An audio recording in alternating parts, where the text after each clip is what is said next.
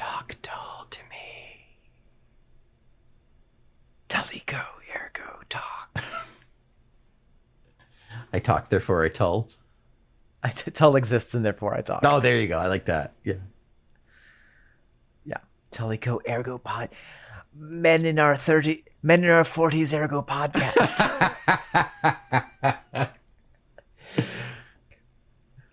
If two men in their 40s record a podcast and no one downloads it, did they even make it? We'll never know. That's Are they even best friends?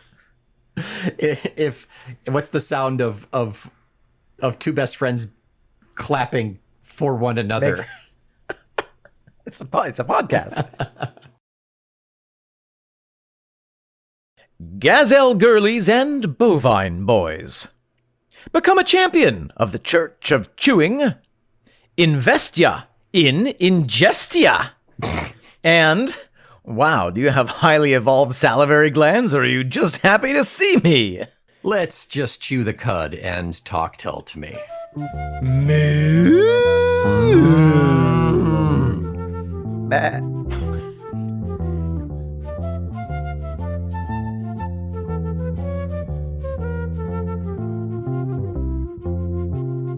Welcome back to the podcast. I am Omen Thomas Say. And I am Nick McGill. Together we are a fluffy flock of feckless momes. And this, my tri-stomached ones, is Talk Tull to Me. A slow and steady foraging session in the fibrous fields of prog rock, in which nitrogen-fixing Nick and Omassum Omen will chew, ferment, regurgitate, and chew again the tough, sugarless material found in every single track that ruminative rock band Jethro Tull have ever added to the biogenic carbon cycle. We will let John O'Hara ride a hairy-fronted muntjac on his way to the keyboard, dangle the prospect of a Dorcas gazelle in front of drummer James Duncan, and have a jolly beer with Java Mouse dear Jack Clark.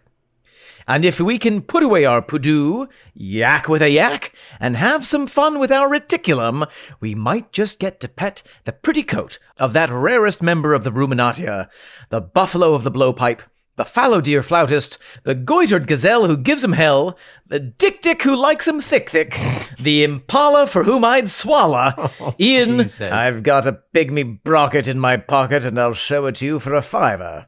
Anderson. Wow. There's lots of fun names for ruminants. That's true. It's a big group of animals.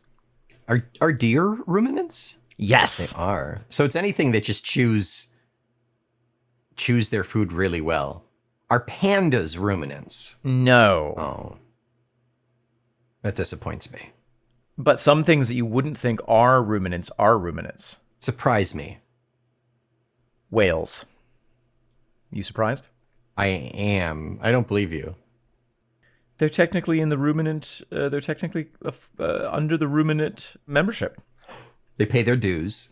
They pay their dues. Yeah, they're not an active member. Hippopotamuses are also ruminants. Yeah, I assumed when you said whales, I assumed it was because they're tied to hippos, and therefore I assumed that hippos were ruminants. The more normal ones you'd think of are the bovidae, Yes. deer stuff, giraffes. I'm into deer stuff. um, Cervids, I believe deer are cervids. yeah, cervidae, yep. Capridae would be goats. Yes, very good, yeah. That's all I got. Oh, horses are not. Rhinoceroses are not. Horses are not. No, because they are monogastric. Oh, it's all about the number of stomachs? That's one of the, or being a whale. Or is this a flow chart? How many stomachs do you have? 1. Are you a whale? Yes. Okay. Yes, you're in. It's an older code, sir, but it checks out. Nick, hello. Hello, woman. Hello. This is not talk animal subclasses to me. Would that it were.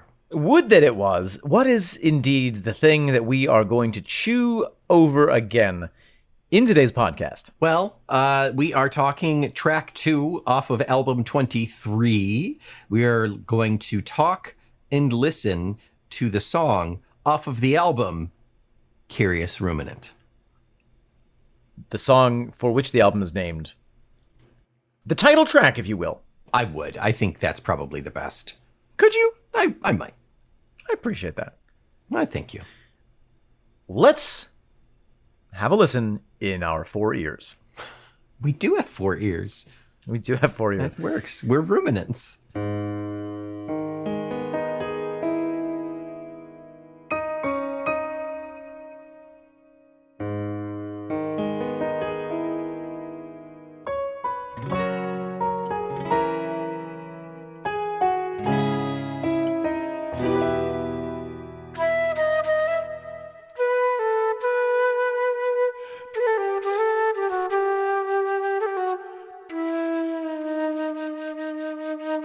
Omen, Nick! same personnel as last week.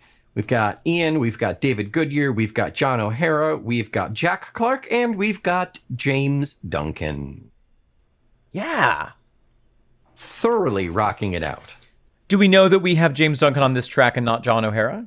I'm sorry, and not Scott Hammond? Yes, correct. Scott Hammond doesn't show up until Savannah of Paddington Green and Stygian Hand, and that's it. Wow. It's good old JDA for the rest of the album. That's so cool. Yeah. I have to say, I think I probably said this last week, but the mix, the engineering on this album is so crisp. It is like a fine fall day. It is as crisp as a Miller High Life that you pull out of the back of the fridge after 8 hours of yard work. This episode brought to you by Omen's Yard Work. Omen's Yardwork Service. We sweat so you can watch. Interesting. I guess it may be not that interesting. I'm looking at Zealot Gene right now, and we have producing and stereo mixing by Ian Anderson and mastering done by Nick Watson at Fluid Mastering. So this last trilogy, if you will. I will. Would you please? I will. I've been hoping you would.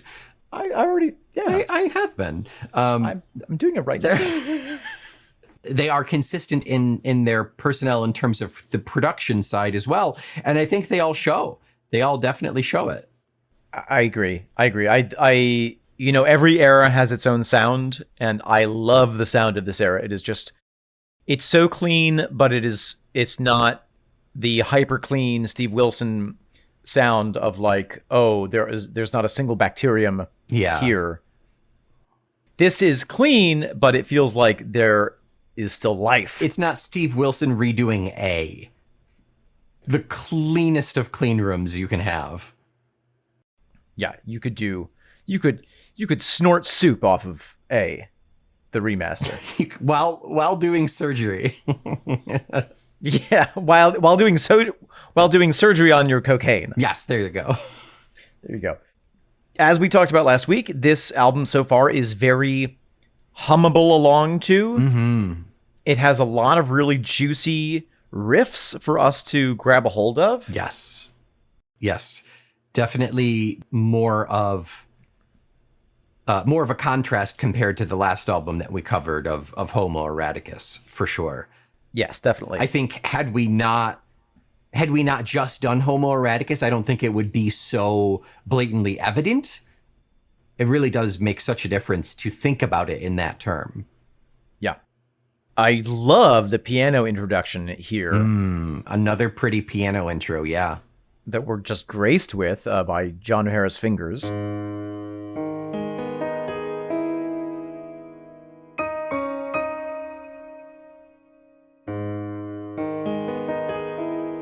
I love his fingers so much. I love each of his fingers more than the last. One, oh no. It really sets us up for, it creates the space for us to dive into these very deep abstract thoughts that we're going to be dealing with in this song. Mm-hmm. Mm-hmm. And then we get the other instruments coming in. I believe we have some acoustic guitar right there joining us at the top. Yes, we definitely have acoustic right there. Yep.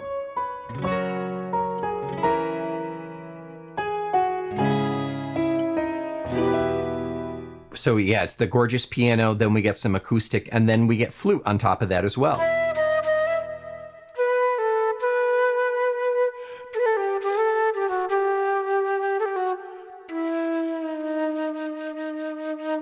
So Ian was using all 4 of his hands Yes. during the recording. He used 4 of his 8 hands. The other 8 were still petting kitties. Mm-hmm. And then we are gently led into the main theme. Bum bum dum dugga dum dugga dugga dugga dugga doo dugga doo doo doo doo doo.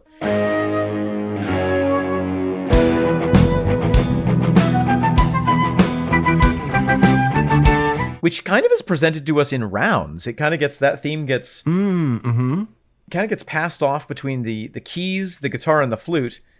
But often it's like when one of them ends it, the next will pick it up in almost like a round fashion, although it's not like a literal round. Yeah, and the guitar in this instance is no longer the acoustic. It's Jack coming in, very very grungy, very chuggy with the guitar on this one. I am developing a little bit of a crush on Jack Clark. A guitar crush? Through his guitar playing. Yeah, it's so fun. Yeah, it is. I think there's something very emotional about his guitar playing. There's something very, like, he has the skill and he has everything that, you know, that you would want from a guitarist for Jethro Tull. He has the precision. He's really bringing this not anti-intellectual perspective, but I feel like juxtaposing him to Florian, for instance, it just felt so intellectual. Yes, it did. I feel like Jack is really playing with his heart, and I love it. I really am enjoying it. I think some of that can probably be attributed to the fact that he's so goddamn young. He's a baby. And that he's not a guitar player. He's using a Fisher-Price My First Guitar, and he's doing really well with it. Yeah. Ian was like, Jack, it's just like a bass. It's just got more strings. It's one more string. Don't worry. No, two more. It's one or two more strings. You don't even need to play them. just hold this and grit your teeth. And he took the challenge in hand. It's great, literally in hand. Yeah, in both hands. Yeah. We get some wonderful piano work, some wonderful piano arpeggios, backing up some of Ian's softer singing. In meeting minutes, hours of class, days of quiet watching, thought bubble clouds. Ian's voice is fantastic in this. I love how he sounds like it is verging on talk singing at some places, but it's still extremely tuneful and gets the melody across. Yeah, it's so close to talk singing. It could be closer. You think so? Yeah. Okay. It's not William Shatner. No. No, I mean, we've heard him more evidently talk singing, but this is clearly like a stepping stone away from it.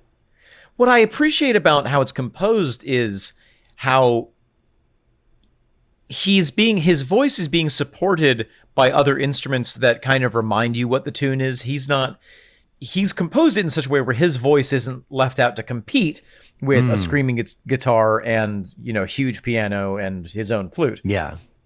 He's got himself a little bit backed up, at least, if not 100%, you know, with kind of the key notes of the structure of the tune. So you're always being reminded, yeah, that's the melody. And okay, his voice is close enough to those notes that it's still giving melody. I'm getting some melody here. Yeah, you're right. He did kind of structure it in a way that allows for kind of the free flowing of this slight recitation, slight not quite talk singing. It kind of skirts over the surface successfully because it does have that underlying support, like you're saying. Yeah. Yeah. I think it's very successful. Yeah, it works.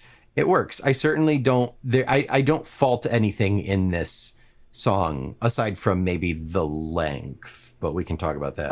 Oh. How long is this song? It's like 6 minutes. Oh. Yeah. Almost long enough. Almost not quite long enough. Could be twice as long. For the length of this album and the fact that we've got I think it's 17-minute song coming up, I think sonically and lyrically it could have been buttoned at like about 3:30. I think there's a pretty convenient little spot where it could have ended. Interesting. Yeah. I'll change my viewpoint, shift and sway. See, I'm always I'm a more is more girl when it comes to Jethro Tull. Yeah. Yeah. At 1:15, we get one of the recurring sounds of this song, which is the military style drumming. The march bit, yeah. Ticka ticka ta ta ticka ticka ta ta. And if you listen just behind that, there's some really nice, very, very subtly played or subtly mixed acoustic guitar from Ian. Yep. Doing just some kind of like counterpoint twinklies. And Yeah. it's gorgeous. Yeah. Needle matches spark my fires. I think that's the only other time. There could be others, but I think that's the only other time that I noticed the acoustic in here. Yes. Because everything else, it's not busy per se, but there's enough going on to buoy you up and to buoy Ian's singing up. Yeah, Spinging. his spinging. It's about time we came up with a term for it. Yeah. And unfortunately, spinging's the only one we've got. It's the only collection of syllables not already trademarked on the internet. That's right. Yeah. At 2:50, we get the first mini guitar solo by Jack Clark on this song. And it's lovely.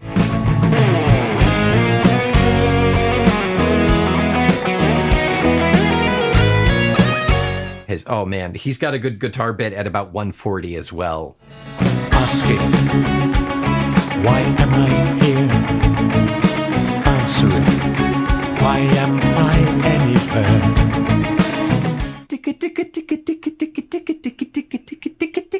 So it's not like the heavy low like grungy, Right. but it's the like the light.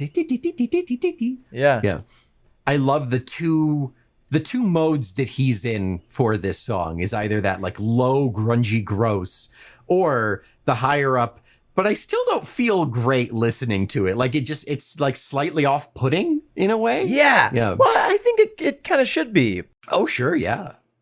The topic of this song is very gray in a way. Very. Well, and then of course he also has his solo mode. Yes. Right. The ripping. Yeah. Yeah.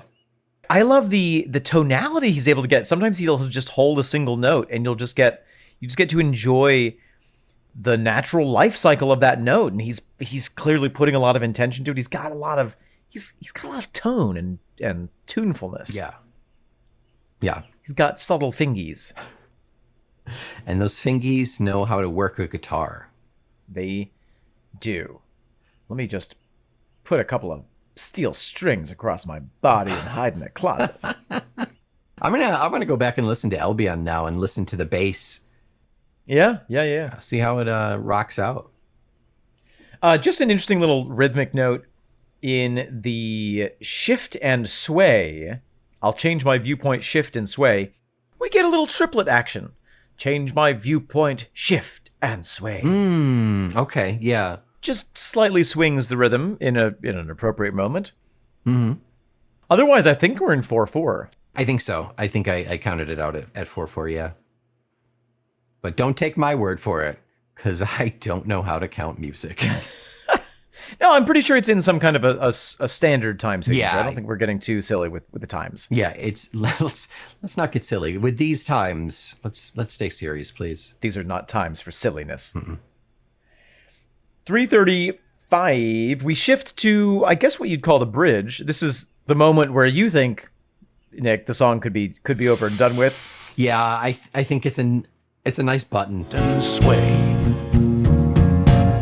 No head in pickle, soup or stew. Sit on the fence, enjoy the view. And I feel at this point like, oh, I'm just getting warmed up. Just getting started, baby. Let's go. My ears are getting loose. All right, let's get 5 more minutes of this. We have a really fun bridge that highlights it. We kind of change the tune. We have only a few themes in this song, which is nice. It kind of brings a simplicity to the complexity of how it's being played. But this is a point where we get a little bit of a third point of view, a third modality, and Jack Clark plays for almost a minute straight of soloing, which is surprising to me. Substantial for a Jethro Tull song. Substantial for a Jethro Tull guitarist. Yeah, for guitarists specifically, yeah. In the 21st century. Yeah, he held his breath the entire time. Ian said, as long as you hold your breath, you can do a solo. And he was like, but you didn't know I was a free diver. I like the Jack Clark voice. I like it. Yeah, thank you.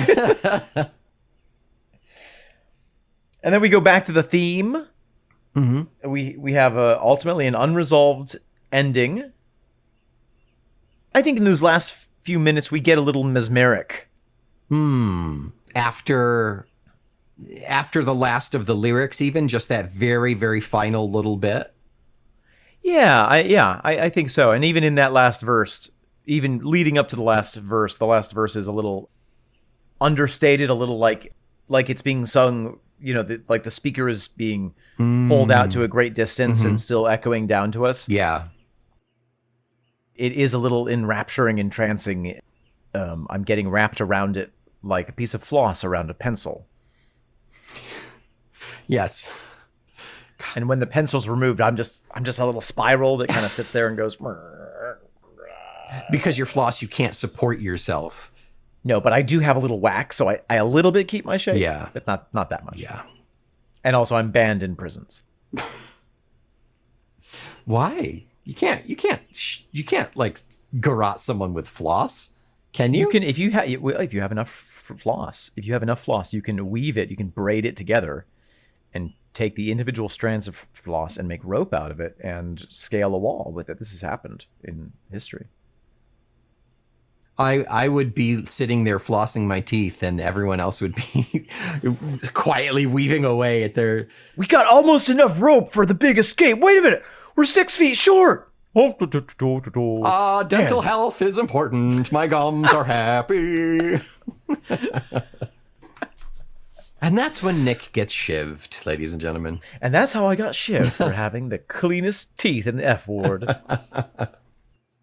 Nick, anything else to talk about regarding the music? If you had to give an adjective, 2 or 3 adjectives to the overall sound of this song, what would they be? Meaty? Gamey, even. Offset? Okay, yeah. And finite. Yeah, a small portion of slanted meat. I couldn't have said it. That's it. You got it. Better myself. You got it, yeah. Omen. Hi. I'm curious. Okay. What is a ruminant? Oh, Nick. We had our talk about the multi-stomached ruminant, but how does that apply here? Ruminants. Let's talk about the word ruminant. Okay. It comes from Latin ruminare. Yeah. Which means to re-chew or to chew over again. Interesting. And so the roughly 200 species of ruminants, what they mostly share is this eating method or this digesting method wherein they consume food that is essentially very low in nutritional value. It's very fibrous. It doesn't have a lot that is immediately digestible. Like if we eat a rice cake, bam, it's very easy to convert the carbohydrates to sugar. Yeah. But they eat mostly grasses and really fibrous stuff. So they have to do this process, which uses several different stomachs and several different chemical processes and the use of different bacterial helpers to slowly convert that material into digestible proteins and sugars. Right. So they are all creatures that chew, swallow, and then regurgitate, re-chew, re-swallow, goes into the next stomach, and bada bing, bada boom. Kind of why I half-jokingly asked if pandas were ruminants because of the whole bamboo thing being they're useless. Just silly. They're just dumb. They're just silly guys. Yeah, so that's why you always see cows chewing, basically. Moral of the story. Right. So I think that whales and hippopotami are not actually ruminants. I think that they are very closely related to ruminants. They are they're in the same subgrouping above that. Okay. But the taxonomy of rudiments has been really weird, and there have been some shifts over time. So some things that used to be classified as non-ruminants are now classified as ruminants. But Interesting. broadly, they include things like mouse, deer, and those species, giraffes, all the antelopes, all the deer and proper deers, the musk deers, the improper deers, and bovines of every kind, which include all kinds of things, antelopes and wildebeests and goats. Okay. That's what it is in the scientific sense, In the biological in sense. the biological sense, but that does not apply here. No, Ian is not saying that he has cloven feet or that he has 4 stomachs. It is in the language that we speak called English. Mm-hmm. And speak is a strong word for what we do to it. To ruminate is to rethink on information. To think and rethink, yeah. To take in information and then to bring it back to mind and think over it again and then put it back in your brain stomach and then think over it again, let it evolve, to think slowly and to rethink things all the time. I think that's called depression, right? Isn't that just... Well, there's another song about that as well. There's a whole album about that. But yeah, I mean, it can... To ruminate could have a number of different implications. It could be to think about something over and over again without getting anywhere. Mm-hmm. But it could also be to really slowly think about very tough material in such a way that you eventually get out of it something that you wouldn't have gotten out of it if you just did a once Passover and then made a decision and then moved on with your life. Right. To think something over thoroughly. To think something over thoroughly, yes. Yeah. Well, I couldn't have said it better, and I didn't. You didn't. Yeah. But you did. I tried. I count my life in seconds past, in meeting minutes, hours of glass, days of quiet watching, thought bubble clouds blow through the years, wondering aloud. I count my life in seconds past, in meeting minutes, hours of class, days of quiet watching, thought bubble clouds blow through the years, wondering aloud. So we have different ways to count time. Mm-hmm. Seconds, minutes, hours, days, years. Mm-hmm. Our first other Jethro Tull song reference so far is Wondering Aloud. Yes. Yes.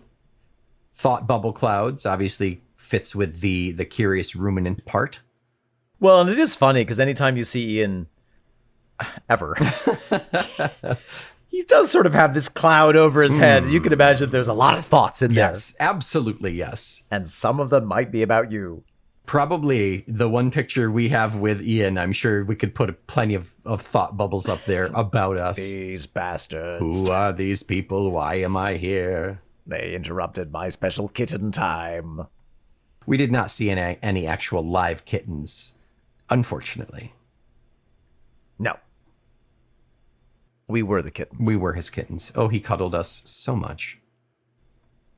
In meeting minutes, it's very funny. I imagine like, God, how many minutes do I have to spend interacting with other people today? You know, when sometimes you have to have meetings, but I imagine it is more of a necessary evil for people who are not naturally social. Yeah. Also, an interesting, another way to translate meeting minutes is if you take the minutes of a meeting, you know, if you write down what has been done and said in a meeting, which you can then go back over and think about them and ruminate over them. I love that interpretation. And these are all talking about ways of counting his life. Yeah. I count my life. Yeah. Hours of glass is a fantastic phrase Yeah. that I don't think I've ever encountered before. No, that's an Ian original. But I do feel like one could say when he's on stage, he is like an animal behind glass. He is. Oh. He's like a museum piece. He's like an art piece. You know, he's on display. Yeah. Well, it's obviously a play on hourglass, but also yeah, that too. That was too obvious. yeah, I you got didn't that wanna right bring away. that up, yeah. No, But yeah. also like counting time by the number of the glasses of wine that you drink, the hours of glass or glasses, maybe. Or hours that are so fragile that they could break. Yeah, I mean, certainly the older you get and the more cognizant of your mortality you get, the more hours can seem fragile. Yeah. I mean, hell, even at 40, I feel I feel the cracks, the microscopic cracks appearing in my hours. Those are your hips, I'm God, pretty is that sure. what that crack is? Blow through the years, wondering aloud. Yeah, I mean, it is interesting, if now that we are 50 years into the artistry of Jethro Tull, there are some of these themes that are really recurring, that come up over and over again, that you can see him working on and working on and working on. Mm-hmm.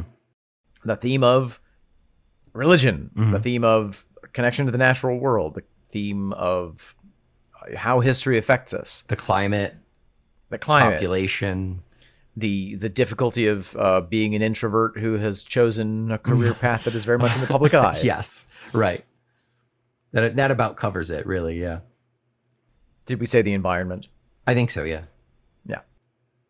Needle matches spark my fires. Needle matches spark my fires. So needle matches is it's a term, but it's also a reference back to Flying Colors. He mentions needle matches. Really? Yep. What is a needle match? I think we determined it as just like people fighting, people like needling one another. Interesting. Yeah. Oh, a needle match. Right.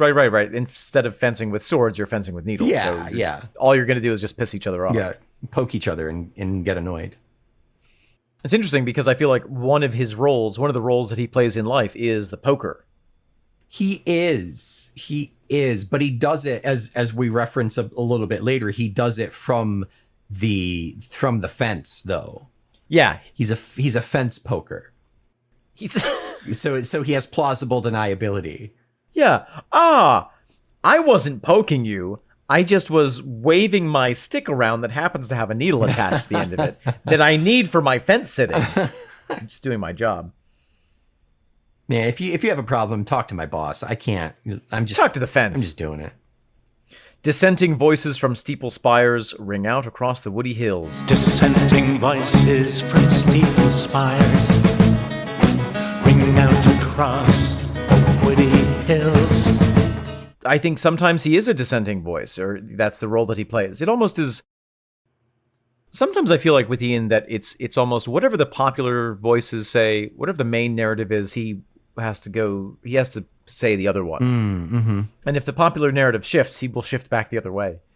Or he's just on the cusp of being the opposite, of being the contrarian. Right. So he does have that like, oh no, I didn't say this, but I'm definitely not saying this. Right, exactly.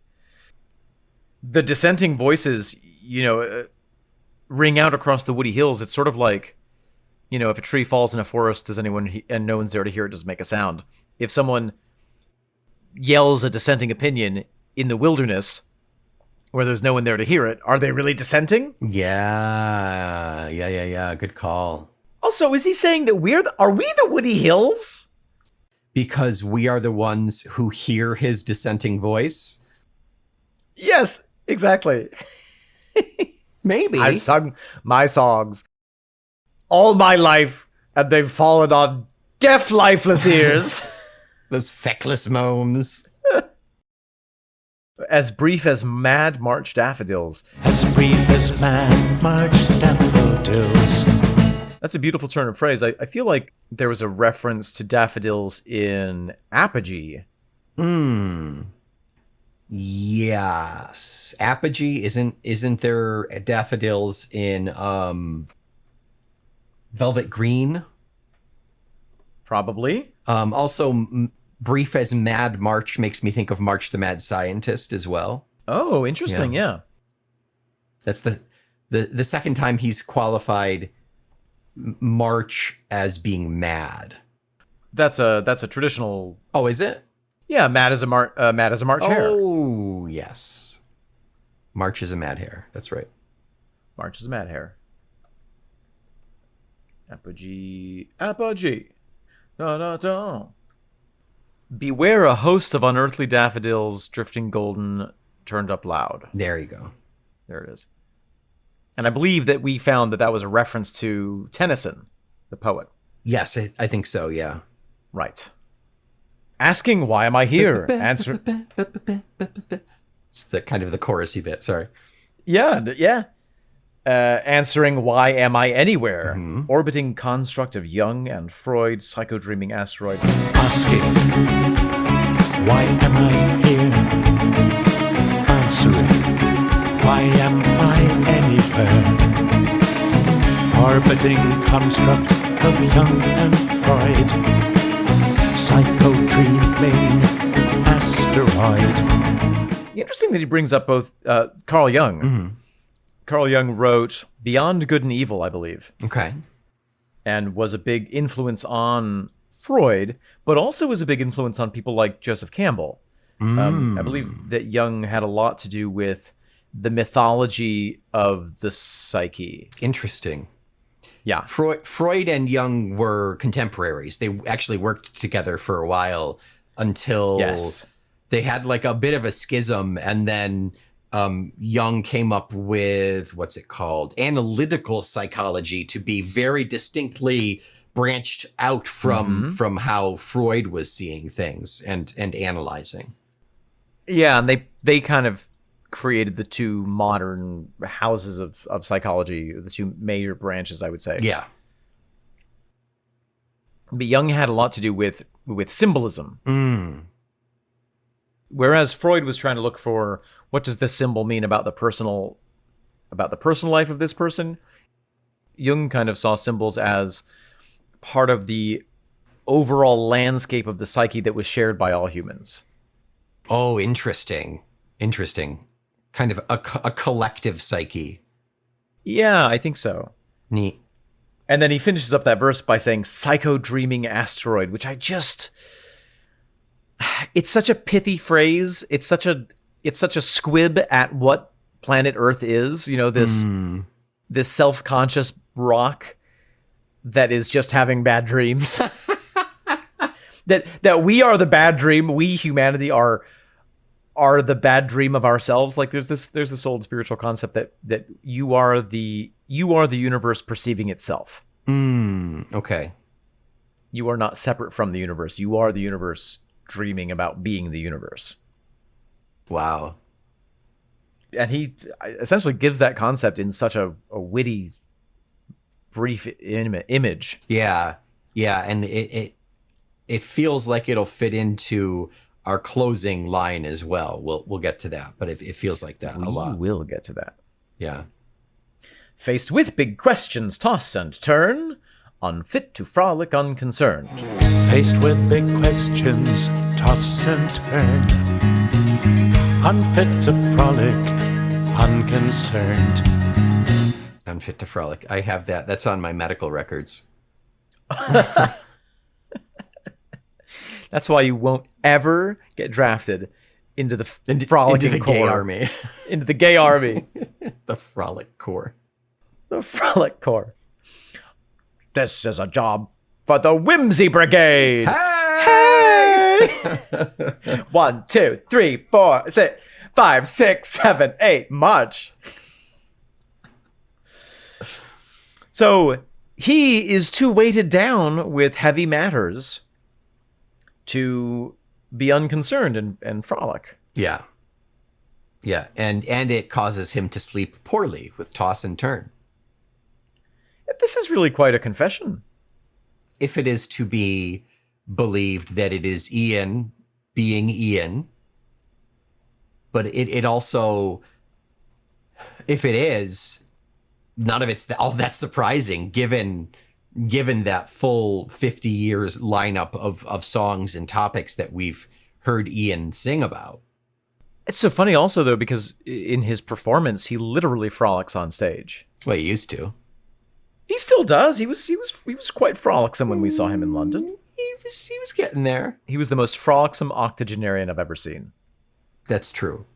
That I can agree with that. And it's quite interesting to say, as an artist, I'm too serious to have fun. Yeah. He's so good at building these MC Escher-like self-contradicting verbal spaces. Mm-hmm. Where he's like, in this whole album, which is poking fun at myself, I'm going to tell you that I'm too serious to have fun. He has to be the iconoclast to the very end. Even to himself. Even to his own detriment to himself. He does not fit in. He's that outside of everything watcher and experiencer. And he has to sacrifice so much to be in this role, but he does it for us. Right. Us deaf trees. The Woody Hills. Yeah, exactly. Yeah, it's interesting. It's great pairing this with the with Puppet Master. Mm-hmm. Yeah. So we go back to asking why am I here, answering why am I anywhere, orbiting construct of Jung and Freud, psychodreaming asteroid, ruminant pleasures, write them down, harsh adjective, improper noun. Ruminant pleasures, write them down. Harsh adjective, improper noun. I get a lot of pleasure out of thinking of things over and over again. He certainly uses it to his advantage, if that nets us his poetry, basically. Absolutely. Yeah. And one has to assume that on some level he enjoys the songwriting process. He certainly seems to, I mean, with what little we know of his creative life and endeavor, it seems like that's a part that he really does enjoy. Whether or not he enjoys it, he's certainly done it a lot. Yeah, and he's good at it. Yeah, right. Well, and he seems like the kind of person who enjoys being good at things, which most of us do. Yeah. If I was good at anything, I'm sure I would enjoy it. I'm really good at failing, and boy, do I love it. Oh, it's so fun. But I do think that there is a little bit, I get the sense of like, it's a little bit of a guilty pleasure. Like, oh, that's a great phrase. Oh, I'm going to write that down. Mm-hmm. Nice, yes. Yeah.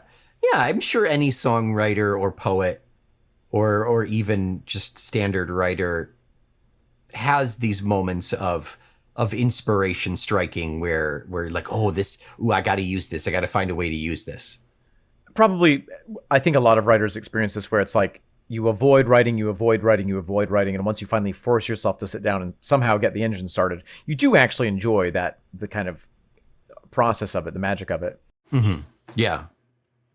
Harsh adjective, improper noun. I mean, I love this. He is so selective about the words that he uses in all of his writing that I imagine that there's a kind of a glee that comes from like, oh, I'll say it's this. Oh, this is a much better word. Yeah. Yes. Yeah. Right. Kind of a perverse joy. Get it out of it. Yes. Yeah. Reconsider each every day. I'll change my viewpoint. Shift and sway.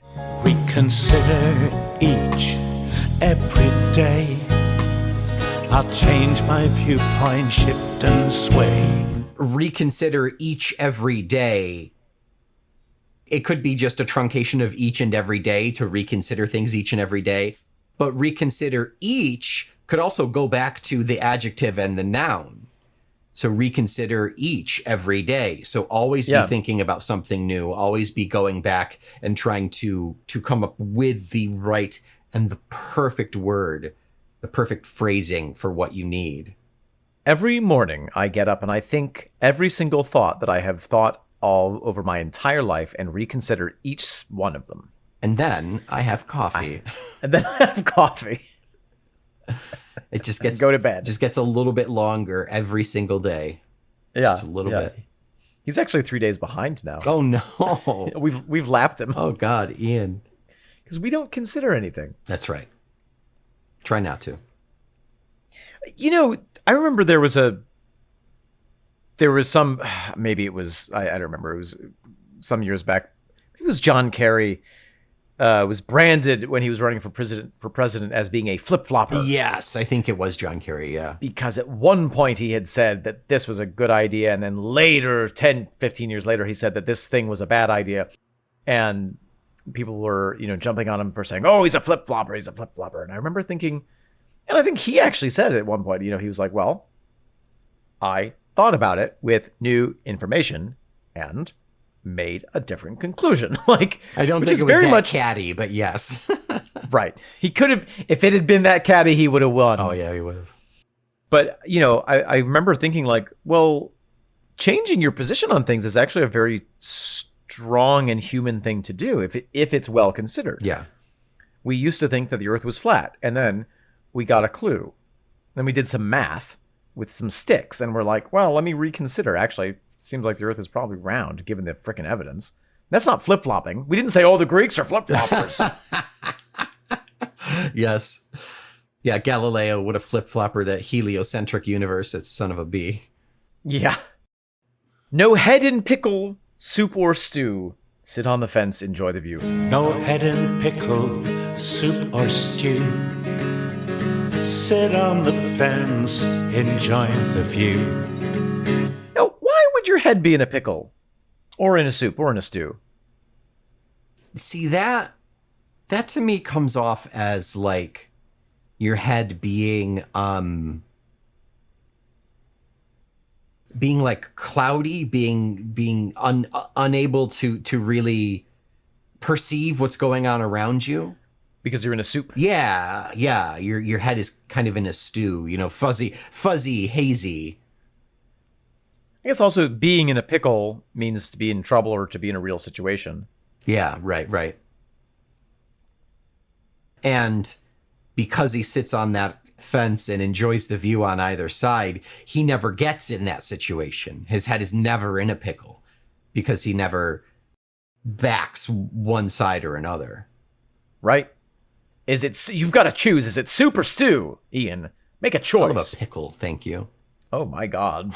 Third party.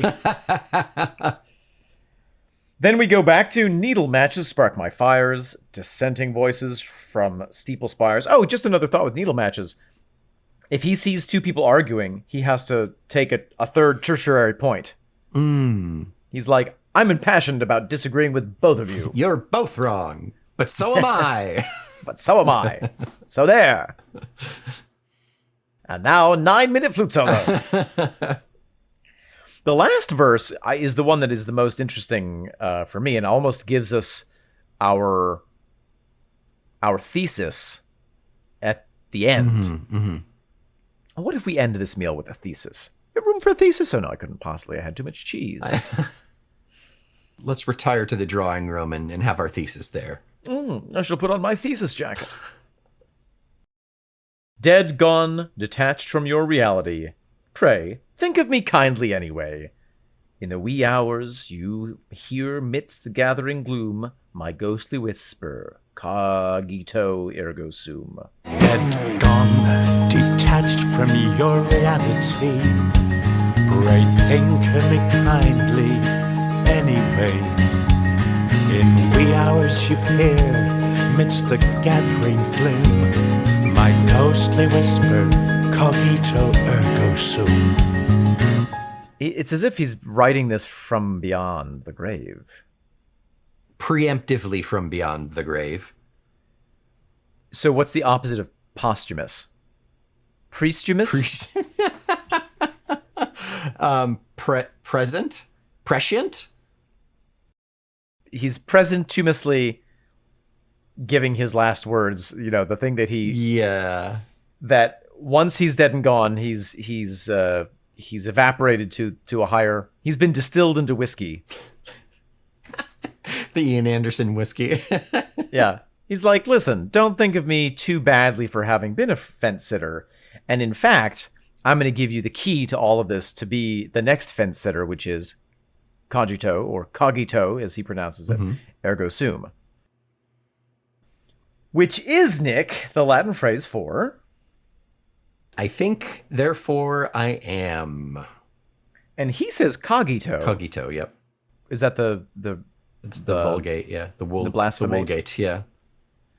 That is, of course, and it's fascinating if you look at the actual page that is in the billfold from this, because if you look very, very faintly in the background behind these lyrics is a woodcut portrait of 17th century French philosopher, mathematician, and scientist René Descartes. I think, therefore, I am is his first principle of his philosophy. Right. So Ian is essentially saying, if you want my advice, it's to think for your goddamn self. Yeah. Forget Freud, forget Jung, forget all of that. Do it the way you do it. Think, therefore I am, which what I really like about that is in a margin note or something from Descartes was was an explanation of I think therefore I am being we cannot doubt of our existence while we doubt. Like as long as you are thinking, Right. you are here, you are present. Yeah, interesting. You're not a part of the matrix, you're not a physical embodiment of your mother's penis or whatever, according to Freud, you know. Speak for yourself. But right. As long as you have the power to question your own existence, you exist. Exactly. And and from that basis, you can, because his whole thing was rationalism, right? The scientific method. I think so, yeah. And that was one of his contributions. Reason as the primary source of knowledge. So basically, figure it out for yourself. Yeah. It also reminds me of the line from the great poet Ian Anderson. Oh. I may make you feel, but I can't make you think. Yeah. He's like, look, when I'm dead and gone, and you're wondering, what would Ian do?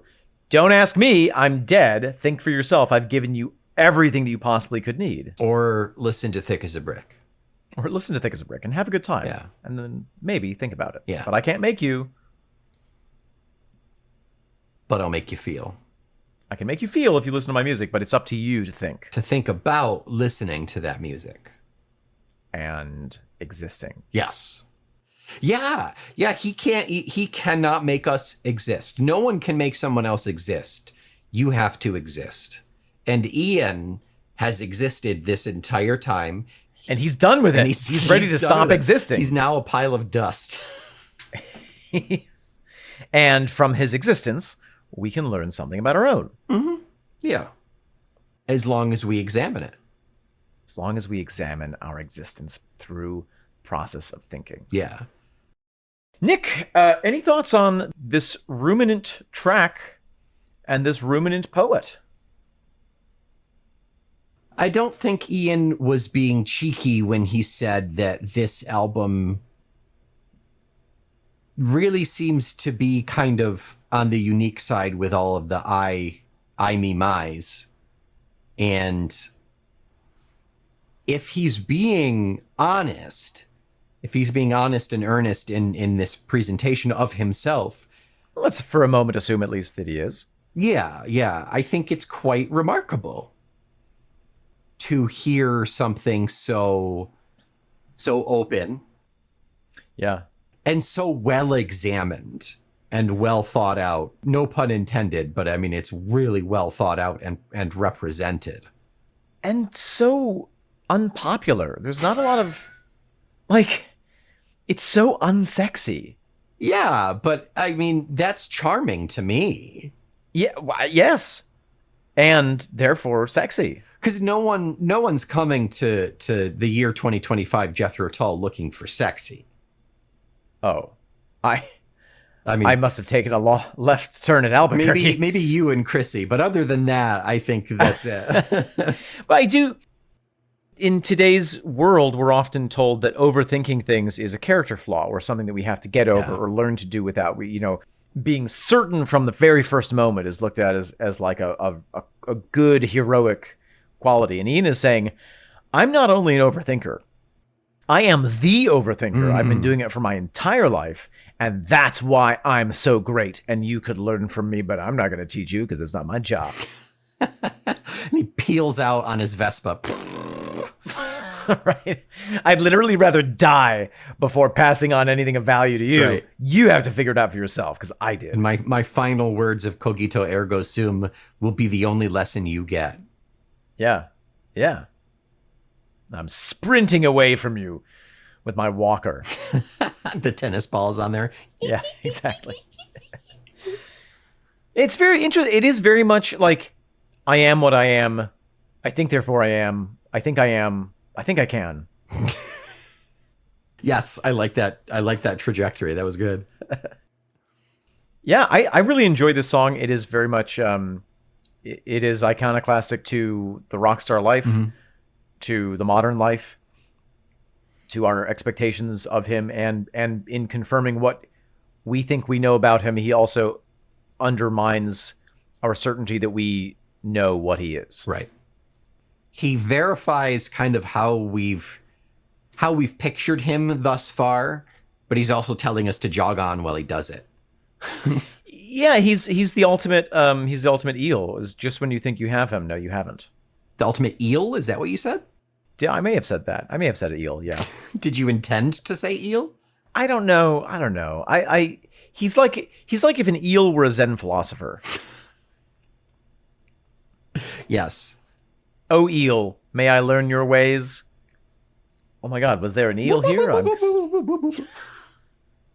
So interesting. Just when I thought I understood the eel, he shocked me.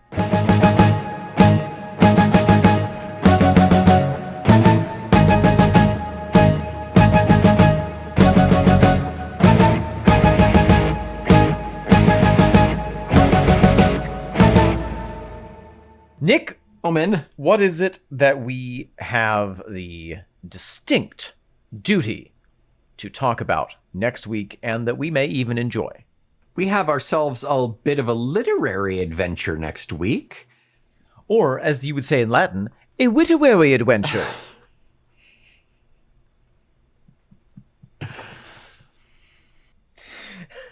I don't resent that. It's not you're not far off. It is Dunsinane Hill. Dunsinane Hill. Yes. What could that refer to? That's a good question. I'm gonna have to read up on that before we record that episode. Find out if we figured it out next week. In the meantime, I count my life in seconds asked. I am Omen Thomas Sade. I am dead, gone, and detached from everyone's reality. I am Nick McGill. Everyone's asking us, why are you here? We're the Feckless Momes. And this is our ghostly whisper. Talk dull to me.